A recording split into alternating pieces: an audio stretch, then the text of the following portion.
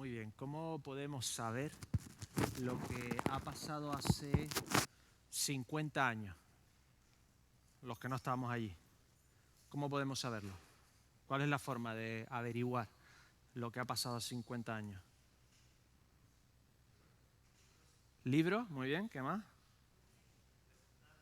Preguntando a gente que estuviese viva. Internet, muy bien. Sí, Internet también. No, se puede saber muchas cosas también, ¿verdad? ¿Qué más? La historia vista en qué? En ruinas, en edificios, en libros, en muchísimas cosas. ¿Y lo que pasó hace 500 años? ¿Cómo lo podemos saber?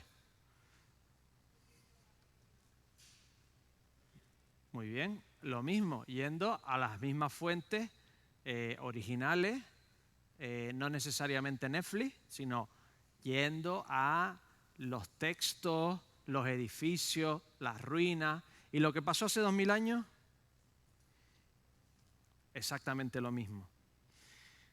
Todos generalmente creemos que se puede saber lo que ha pasado hasta ahora de forma aproximada, por lo menos. Que la mayoría de lo que podemos investigar, podemos llegar a una conclusión más o menos exacta de lo que ha pasado hasta ahora. A no ser que seas un gran escéptico, un gran fan de las conspiraciones, con una mentalidad un poco paranoica, todos somos un poquito así. A este tipo de personas es muy difícil convencer de los hechos aunque se le presenten delante.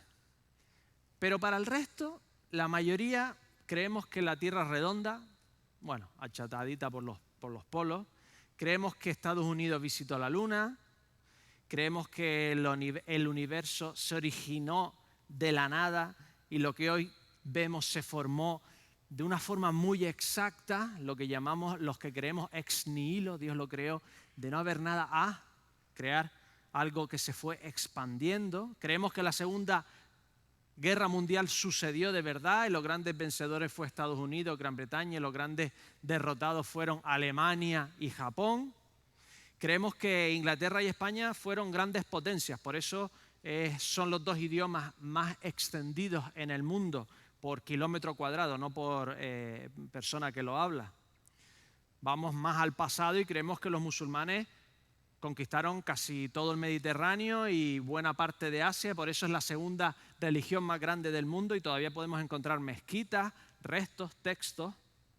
Y la mayoría creemos que el Imperio Romano de Oriente duró hasta 1500 y el de Occidente, mientras que estaba unido con el otro, unos 500 años. Y por eso encontramos ruinas, por eso vamos a Tarragona y vemos pues, el anfiteatro, por eso todavía utilizamos parte de la jurisprudencia romana, por eso hablamos una versión del latín, sea castellano, sea catalán. Creemos realmente que indagando en el pasado, buscando las hipótesis, los textos, las ruinas, podemos ser capaces de encontrar o de saber lo que realmente pasó o algo muy aproximado. ¿Sí o no? Más o menos todos entendemos esta forma o todos vivimos de acuerdo a esta forma de creer las cosas. Entonces, si estás aquí, si estás escuchando en casa, creas tú o no creas, el que te invitó, tu esposo, tu esposa, tu amigo, y todos los que estamos aquí, más 2.380 millones de personas, creemos realmente que Jesús resucitó un día como este hace 2000 años. Algo debió pasar muy grande para que este carpintero hace 2000 años, que nunca levantó una espada ni nunca escribió una palabra, esté siendo adorado por ti y por mí en esta mañana. Si realmente Jesús resucitó y tienes dudas, ¿no deberías poner a estudiar este tema? Porque si resucitó, deberías intentar estudiarlo por lo menos antes de morirte tú, ¿no? Si Él tenía la solución, ¿no sería inteligente ver qué pasó realmente? Si Jesucristo resucitó, y eso es lo que creemos la mayoría, es el hecho más excepcional, sorprendente y valioso de toda la historia humana. Y si resucitó de verdad, podríamos ir a las fuentes, a buscar las hipótesis y corroborar por nosotros mismos si esto fue cierto o no fue cierto. Si esta hipótesis es real o no es real. ¿Qué esperarías si algo así tan extraordinario de verdad pasó y lo vieron muchas personas? ¿Qué consecuencias esperarías en el mundo si esto pasó de verdad? ¿Qué vestigios, qué ruinas, qué movimientos, qué pruebas esperarías tú si esto fue así? Un hecho tan extraordinario esperaríamos, por lo menos, que las personas que lo vieron lo publicaran a los cuatro vientos. Esperaríamos que estos hechos tan extraordinarios se escribieran casi inmediatamente y se distribuyeran miles de copias por todo el mundo conocido y se pudiesen ver esas copias donde los hechos principales están escritos de forma exacta y casi igual unos de otros. Esperaríamos que este hecho tan revolucionario, aunque quisiera ser aplastado por gobernantes, por otras religiones, por otras naciones, esperaríamos que eso fuese imposible de aplastar. Algo tan extraordinario, podríamos pensar que habría personas dispuestas a morir porque no se podían callar la verdad, aunque fuesen perseguidos, encarcelados o marginados. Algo así no se podría callar. Podríamos esperar gente cambiando todas sus creencias anteriores ante la aparición de un ser real resucitado, incluyendo a miles de judíos que cambiaron su monoteísmo simple a adorar a un Dios hombre llamado Jesús que lo convertía en un monoteísmo más complicado. Yo creo que es más bello, que explica mejor la naturaleza de Dios, el amor, su poder, pero ciertamente más complicado que un monoteísmo puramente judío, ¿verdad? Tienes que ver algo muy extraordinario para tú cambiar de lo más simple a lo ligeramente más complejo. Podríamos entender que este hecho cambiaría las artes, la música, la imaginación de los creyentes y creara el mayor movimiento artístico de la historia que reflejara el mayor acontecimiento de la historia. Podríamos predecir que un hecho tan extraordinario no se pudiese esconder, aplastar o extinguir por mucha oposición de sistemas ateos, seculares o filosofías o creencias contradictorias, ¿verdad? Y todo esto es exactamente lo que ha pasado. Todas estas consecuencias nos han llevado a nosotros a estar aquí sentados en esta mañana. Los escritos de testigos oculares, el cambio radical de detractores, el abandono de religiones milenarias, la proliferación de la veneración a Cristo es innegable. Y por eso estamos nosotros aquí. Un hecho muy, muy difícil de explicar si Cristo no resucitó. Si esto fue una invención de unos iluminados con una capacidad de anticipación a la historia de casi 2 milenios, quienes fueron capaces de inventarse una novela histórica ficticia con elementos milagrosos, pero con el estilo de biografía histórica de la época. Me he enrollado un poco, C.S. Lewis lo decía mucho mejor. Él decía, mira, las novelas realistas ficticias no se inventaron realmente hasta mitad del siglo XIX. Os lo explico. Habéis leído esta novela que sabes que no es real, que es una novela, pero que te cuenta detalles de la vida cotidiana y de cómo era y de lo alto y que era el protagonista y que fue a la calle a la derecha y que tenía una iluminación. Te cuentan tantos detallitos irreales que uno termina metiéndose en la historia y para él el autor termina siendo como casi real, pero esa forma de escribir realista de algo ficticio no se inventó hasta mitad del siglo XIX. ¿Cómo era la forma de escribir de la época en la que se escribieron estos textos. Samuel Bergson en el 2002, Alison Trites en el 2004, Richard Vaughan en el 2006, defienden, entre muchos otros, que los manuscritos más tempranos que describen la resurrección de Jesús, lo que hoy llamamos evangelios, en su momento eran escritos independientes de testigos oculares, están escritos en el estilo grecorromano, donde autores como Tucidio, Genofonte, Polibio, Josefo, Tácito tienen una preferencia a escribir textos históricos usando el testimonio de testigos oculares. Es decir, el estilo de los evangelios es el estilo de la época en lo que historiadores intentaban hacer historias utilizando preferiblemente el testimonio de alguien que lo había visto. Imagínate que Natalia vio algo, pues escribían diciendo, Natalia vio tal y tal cosa. Eran los primeros periodistas de la historia. Y ese es exactamente el estilo textual que encontramos aquí en el Nuevo Testamento. En conclusión, hace 2000 años habían diferentes tipos de textos. Había textos míticos, de dioses, de batallas, etcétera, etcétera. Textos poéticos, donde se sacaban conceptos religiosos, historias, ética, moralidad, pero que, según los historiadores, nos habían contado siempre que los antiguos creían estas cosas como reales. Pero ahora se está viendo que en realidad para ellos era una forma poética, mítica, de explicar orígenes, políticas, de explicar ciertos acontecimientos, etcétera, etcétera. Y después había otro tipo de texto. El otro tipo de texto utilizaban el estilo histórico biográfico. Intentaban decir qué es lo que pasó con testigos y de vez en cuando el ganador pues embellecía un poco la historia, cambiaba algún detalle, dejaba algún protagonista pareciendo más guapo o más valiente, pero así todos los historiadores toman ese tipo de texto como hablando de una realidad que pasó histórica. Para muestra un botón.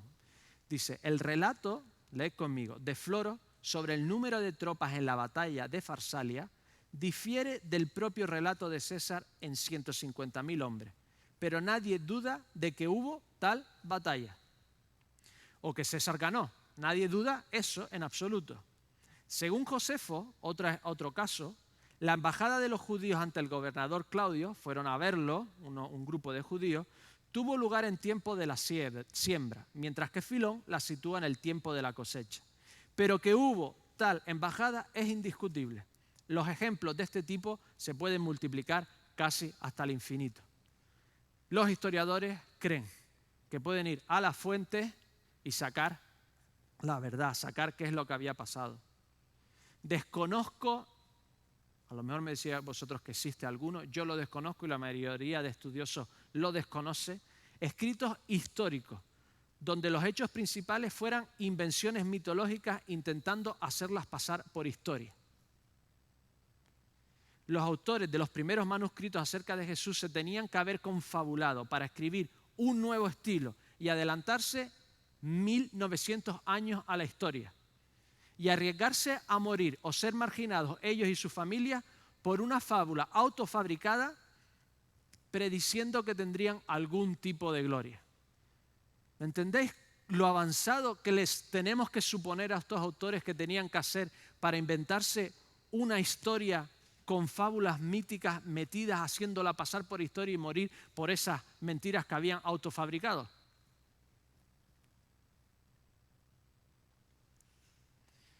Es un hecho histórico, sin que nadie lo niegue, que cientos de personas creyeron fehacientemente y sin lugar a dudas que un condenado a muerte, de la muerte más denigrante del mundo, un pobre carpintero judío llamado Jesús, había resucitado y era el Salvador del mundo. En esta mañana voy a intentar demostrarte que realmente eso pasó.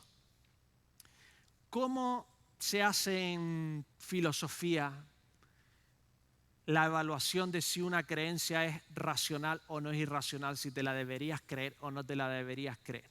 Pues utiliza el teorema de Bayes, ¿vale?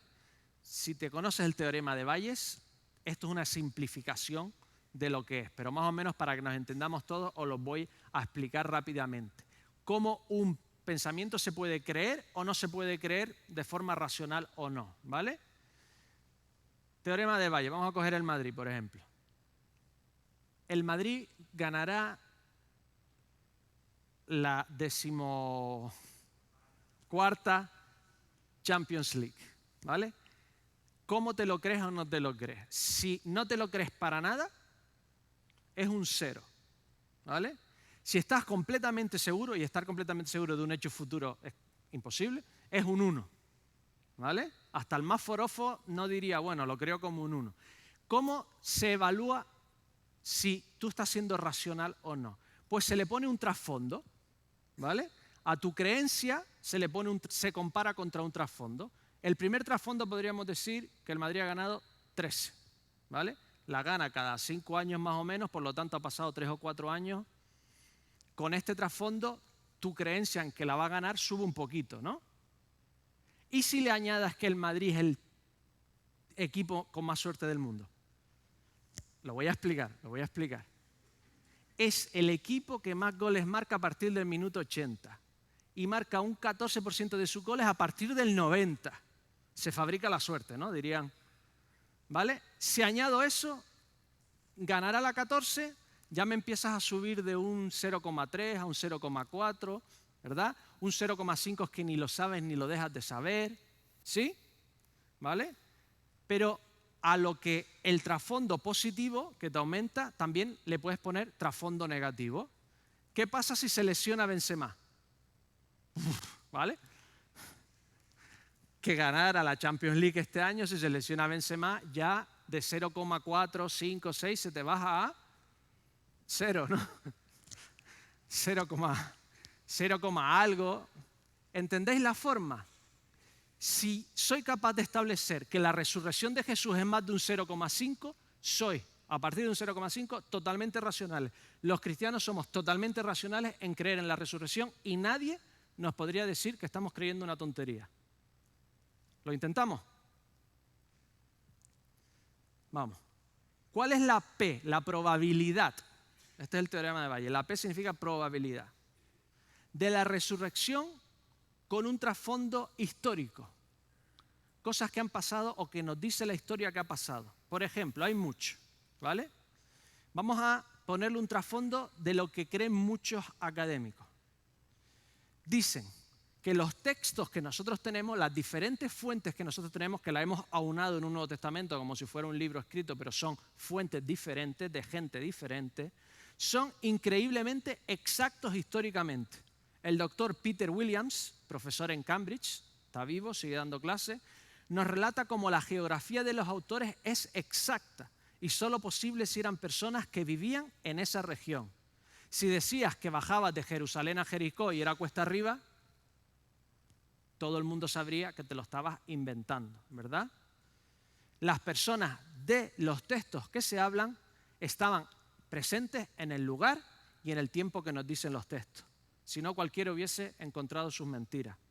Timothy y Lydia McGrew nos dice algo así como que hoy te podrías inventar cualquier cosa histórica con Google Maps y Wikipedia. Pero hace 2000 años es totalmente imposible leer lo que estamos leyendo de personas que no vivieron y estaban en ese momento y en ese lugar. El doctor Williams dice, haciendo un análisis estadístico de los nombres usados, la cantidad de veces que utilizan Juan, la cantidad de veces que se utiliza María, la cantidad de veces que se utiliza Jesús, etcétera, etcétera, demuestra que estos aparecen en la misma proporción de los nombres utilizados en textos, censos, recibos y listas de la época. Es imposible que los autores se pusieran a hacer un estudio sociológico de la repetición de los nombres para coincidir, para que sus personajes inventados coincidieran los nombres con el uso de los nombres de la época. ¿Me entiendes? Te tienes que poner a hacer un análisis de cuántas veces se nombran en los textos Juanes, Mateo, Lucas, de la época, de alrededor, para tú inventarte en la misma proporción que aparezcan esos mismos personas. Es decir, esas personas eran reales existían y habían visto lo que decían que habían visto. Es más, William dice, las costumbres explicadas son exactas de la época, el conocimiento de las monedas, de los edificios, los vocablos, etcétera, los vocablos locales, perdón, etcétera, etcétera, etcétera, demuestran que están escribiendo historia ocular, no mito. Es más, la inmensa mayoría de los historiadores se cree todo lo que pone los evangelios, todo lo que pone Marcos, Mateo, Lucas, Juan, Hechos, todo. Si Lucas nombra a Plinio o nombra a Herodes o nombra la moneda, antes tenían muchas dudas, pero mientras más avanza la arqueología, sigue confirmando todo el rato lo que ponen los evangelios. Y se lo creen todo. Cualquier cosa que digan los evangelios, prácticamente todo el mundo se lo cree, menos los milagros. Es decir, son exactos históricamente en todo, pero van metiendo ahí cosas que no se pueden creer. Lo más lógico es que la confianza histórica que nos dan los autores nos den confianza de que los milagros que relataban realmente pasó. ¿Qué más podemos aumentar en ese trasfondo para compararlo al hecho de la resurrección? La vida transformada de los discípulos. Estaban dispuestos a morir, a ser desterrados, marginados, expropiados. Las persecuciones no eran mundiales continuamente. Pasaban aquí, allí. Es como la guerra, ¿no? Hay una guerra, pero cae un misil aquí, allí. La historia es exactamente igual. Vienen autores y nos dicen, no, la persecución cristiana no fue tan grande como... No fue todo el rato ni todo el momento. Pero mataron a cientos y mataron a miles y persiguieron y escribieron edictos y fueron marginados, etcétera, etcétera. Estaban dispuestos a ser desterrados, marginados y expropiados por algo que no les traía ni poder, ni tierra, ni dinero, ni gloria, sino penuria. ¿Has visto tú algún movimiento humano que busque el masoquismo? Hasta el que se inmola, ¿qué está intentando conseguir? Poder, expulsión de extranjeros. Seguro, el humano... Somos tan pervertidos que llegaremos a hacer algo así. Pero ningún movimiento humano se mueve sin conseguir algo a cambio. No tiene lógica ninguna lo que pasó. Solo tiene lógica si realmente ellos vieron a Jesucristo resucitado. Añado, la vida de Saulo de Tarso. Algo tuvo que ver para que el gran perseguidor se hiciese el gran perseguido. Dice Andy Stanley, los que mejor practican un sistema son más reacios a cambiar. Pablo era el perfecto fariseo que tenía que ser tirado de un caballo para cambiar lo que era tan bueno haciendo. Tiene que haber pasado algo increíble para que este gran fariseo de fariseo perdiese su condición de perseguidor, su favor con el pueblo judío, su favor con el pueblo romano. Él era ciudadano romano, tenía a Roma detrás de él, pero Pablo no tenía nada humano que ganar de dejar su alta posición de fariseo perseguidor, protegido por Roma, para convertirse en el perseguido defensor por Cristo, apresado por Roma, afirmando continuamente que Jesucristo no solo estaba vivo, sino que había resucitado y se le había aparecido en diferentes ocasiones. Así puedo ir añadiendo y añadiendo y añadiendo. Y en el teorema de Bayes no se suman, en realidad se multiplican los hechos favorables para subir tu concepción o tu creencia de algo, de una creencia. Así que te invito a seguir investigando. Pero vamos a ser justos. Estos son los positivos y hay muchísimos más. ¿Qué hechos negativos le pueden quitar veracidad a que nosotros seamos racionales en creer en la resurrección? ¿Qué hechos negativos le pueden quitar veracidad? ¿Qué cosas pueden quitarle veracidad a todos estos hechos históricos?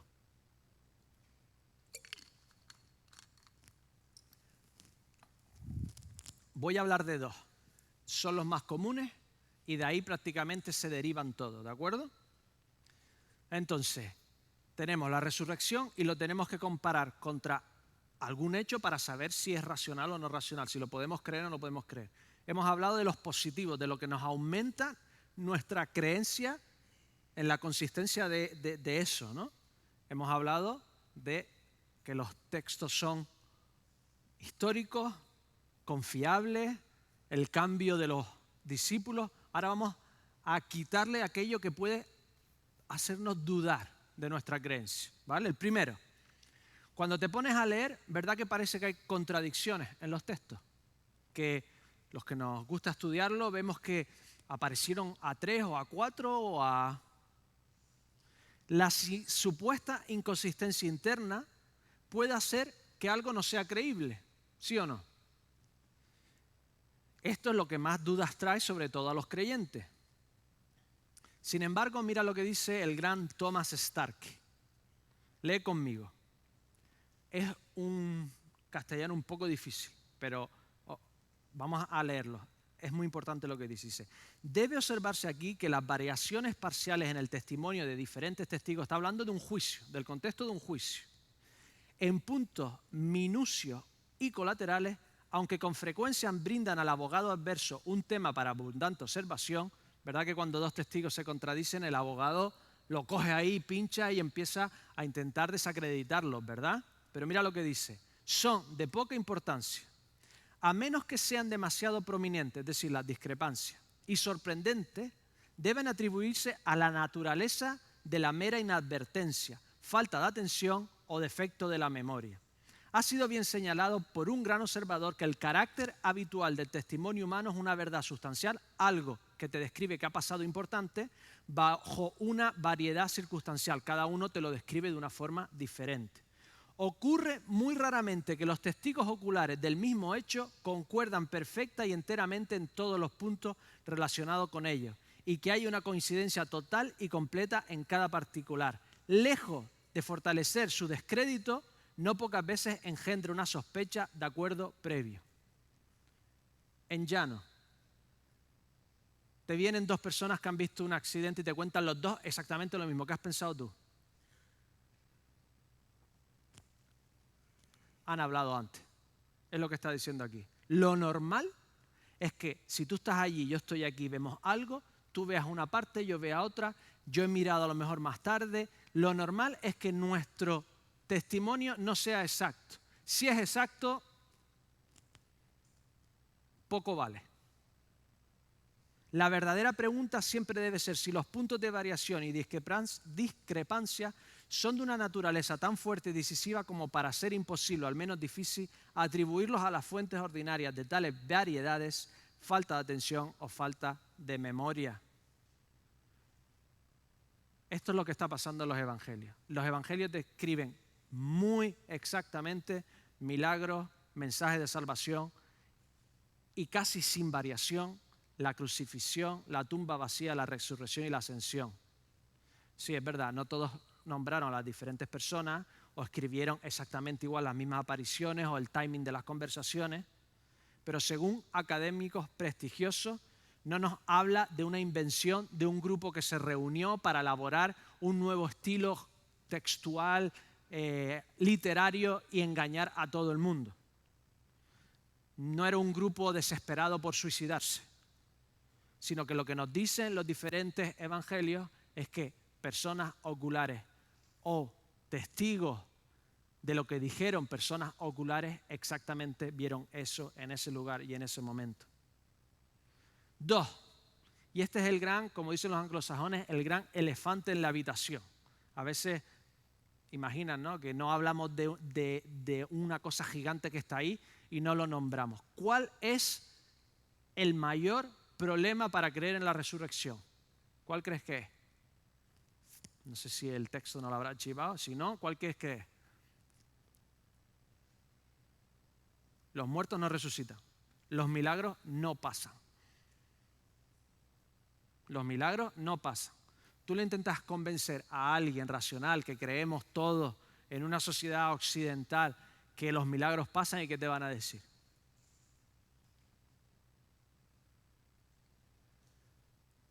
Pues lo mismo que diríamos nosotros, si no estuviéramos convencidos, ¿verdad? Esas cosas no pasan. Ni tú, ni yo, ni Pedro, ni Juan, ni Nerón, ni Pilato creían que los muertos resucitaban. Está establecido, es una ley universal que todos conocemos, mundial, vamos a decir, no universal, que cuando un cerebro no recibe oxígeno después de unos minutos, ya no digo horas, ya no digo 3 días, muere. Es imposible recuperar la persona que había allí anteriormente. Da igual que le pongas electrodos y le pongas corriente y... ¿Cómo podemos creer que Jesús sí lo hizo? Si estamos convencidos que es imposible para cualquier otra persona. Ya Hume, de forma famosa, dijo que los milagros no pueden suceder porque violan las leyes naturales que creemos racionalmente ciertas. ¿Verdad?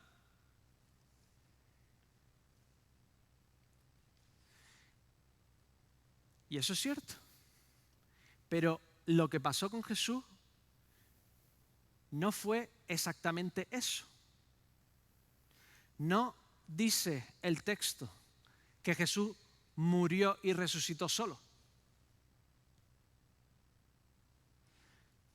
Lo que dice es que el Dios que creó las leyes naturales actuó para resucitarlo. Es decir, una ley natural aplica mientras que no se haga una intervención. Los metales vuelan. Y cuando tienen alas, pueden volar perfectamente. Las personas resucitan. Pero si Dios las resucita,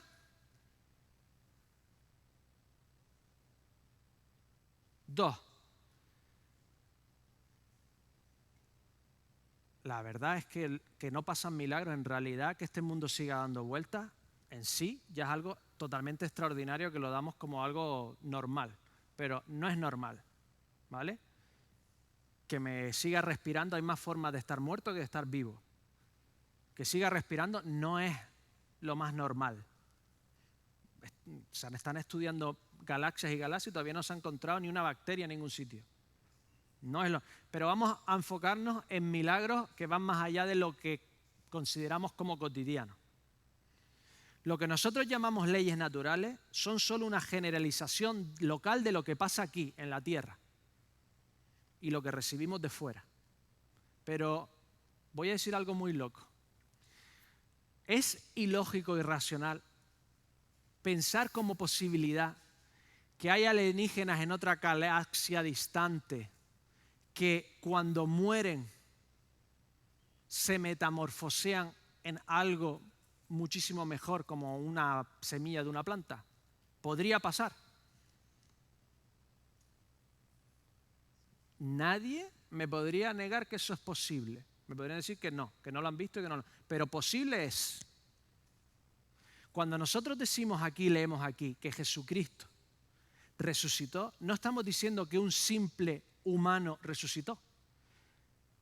En el texto nos habla de un ser totalmente humano, pero totalmente divino. Si tú fueses Dios, ¿no pondría ya en las leyes de naturaleza que si un ser totalmente humano y divino muriese, tuviese que indefectiblemente resucitar porque no se podría quedar en la tumba para siempre? Podría hasta ser la primera ley del universo. Un ser humano y divino es imposible que se quede en la tumba más de 3 días. No hay nada ilógico ni irracional. No hay nadie que te pueda decir que nuestro pensamiento, nuestra creencia no tiene lógica. Porque un ser que es totalmente humano y totalmente divino, Dios podría haber puesto eso como una ley natural. Es más, si Dios existe, que existe un hombre llamado Jesús, que sea la encarnación de Dios y que lo resucite el Espíritu Santo, no tiene nada de ilógico ni irracional una vez que tú aceptas que Dios existe. Y que existan cosas más allá de este universo es algo que muchísima gente cree, muchísimos científicos. Mira lo que dice Quinn en el 76, Putman en el 79. Léelo conmigo. Dice, La indispensabilidad de las matemáticas para la ciencia empírica nos da buenas razones para creer en la existencia de entidades matemáticas. Se refiere a que las matemáticas existen fuera del universo. Aunque el universo se fuera, estarían ahí. La referencia o la cuantificación sobre entidades matemáticas como conjuntos, números, funciones y demás es indispensable para nuestras mejores teorías científicas, por lo que debemos estar comprometidos con la existencia de estas entidades matemáticas. Hacer lo contrario es ser culpable de lo que Putnam ha llamado deshonestidad intelectual. El gran Noam Chomsky del MIT dice, si el universo dejara de existir, los números todavía estarían ahí. En conclusión, un gran número de académicos es capaz de estar convencidos de que las matemáticas preceden al universo matemático en el que vivimos. Es decir, hay algo fuera del universo que no es físico, pero que es lógico, racional, preexistente, tiene que tener un poder increíble para producir este universo inmaterial, presente en todo, que ha creado mentes que puedan comprender y manipular el propio concepto creativo.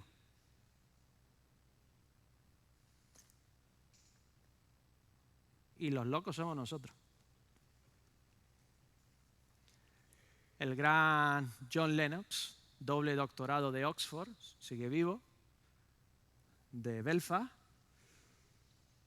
dice, ¿cuándo las matemáticas han hecho nada? Yo digo, $100, $100, $100, $100, $100, $100, me meto la mano en el bolsillo y sigo siendo igual de pobre.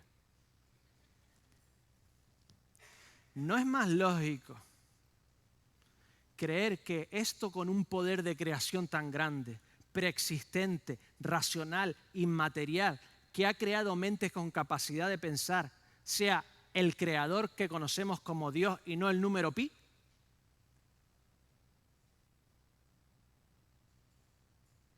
Si Dios existe, la resurrección es un juego de niños. Y si la resurrección es real, porque vemos las consecuencias de lo que ha pasado, la existencia de Dios tiene que ser cierta. ¿Me entiendes? Por un lado, teorema de Bayes. ¿La resurrección es real si Dios existe? Pues sí, casi un 1, es que no me queda otro. Al revés, vamos a hacerlo al revés. ¿Dios existe? Nos lo planteamos. Si la resurrección es real, Dios tiene que existir. La resurrección es el hecho más sorprendente, que es totalmente lógico si existe Dios y si pasó, Dios tiene que existir.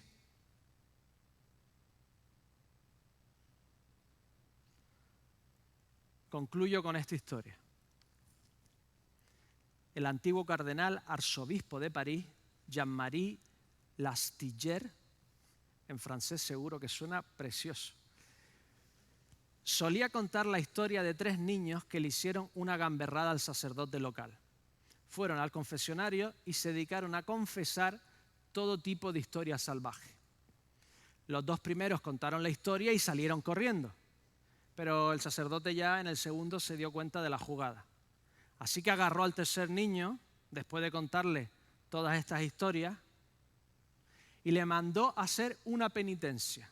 Esta era la penitencia. Tenía que ir al otro extremo de la iglesia, mirar hacia el crucifijo y tenía que decirle 3 veces, hiciste esto todo por mí y me importa una... No me contesté. Fue el niño, se puso delante del crucifijo y le dijo, hiciste esto por mí y me importa un K. Segunda vez, hiciste esto por mí y me importa una A. Pero dice que no lo pudo decir la tercera vez. Dice, a pesar de ser judío, se derrumbó y en ese momento dejó la iglesia como si fuera otro niño. Y la razón por la que el antiguo cardenal arzobispo de París, Jean-Marie Lastillière, conocía esa historia, porque ese niño era él. En el fondo lo importante no es lo que tú crees de la resurrección. ¿Sabes qué es lo importante? Lo que creyó Cristo de ti. Que se subió a la cruz y quiso salvarnos, quiso pagar nuestros pecados, sustituirnos por la eternidad y darnos una resurrección real para la eternidad. Jesucristo realmente murió y realmente resucitó. Te reto a que si no te lo crees, busques las evidencias, porque ignorarlo puede ser tu ruina. Y después de estudiarlo, míralo a la cara y dile que no te importa lo que hizo por ti.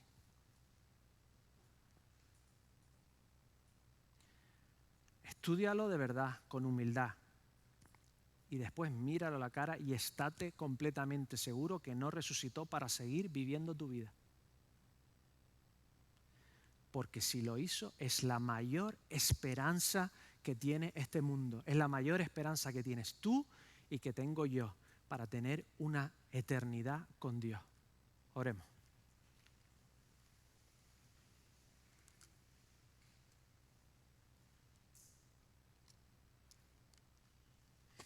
Señor, gracias porque no nos dejaste a oscuras. No te quedaste en silencio, Señor, en tu trono, sino que te humillaste para hacerte siervo, para morir una muerte de cruz. Gracias, Señor, porque te apareciste a más de 500, puede que 5,000. Gracias, Señor, porque las consecuencias de lo que tú hiciste las vemos hoy. Señor, gracias porque podemos investigar lo que pasó. Gracias porque tú sigues apareciendo a vidas de muchas personas y sigues apareciéndote en nuestro corazón para darnos la confianza de que tú estás ahí y de que estás vivo. Te bendigo en esta mañana, Señor, y te doy gracias por revelarte a nosotros y dejarnos pruebas indubitables, pruebas que no se podían dudar, pruebas que si nos acercamos con un corazón humilde podemos encontrar por nosotros mismos. Gracias, Señor, por venir a esta tierra, por morir por nosotros, Señor, y por querer resucitarnos contigo. Te lo pedimos todo en el nombre del Señor Jesús. Amén. Amén. Nos vamos a poner de pie para cantar este